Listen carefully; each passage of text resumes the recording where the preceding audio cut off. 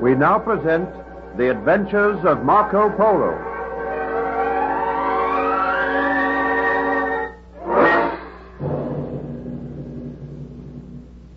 Marco Polo arranged with his servant Benno to return to Venice in order to transport to China Marco's 4 mythical wives.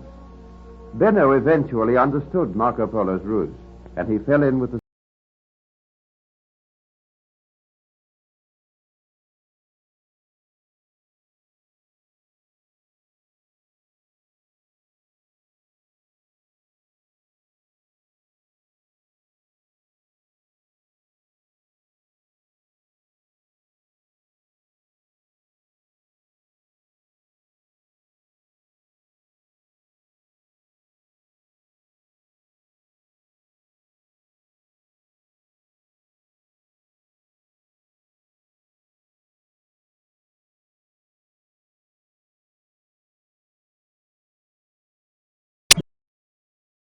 Most High, I am leaving today for Venice. Enough. I have said that Ekmath shall work his magic upon you first. I will expect you all in 1 hour's time. I go now to speak with the princess. You must guard your tongue, Marco. You're too impetuous. What right had you to warn the Khan against Ekmath? You do not even know the man. I trust Toktai.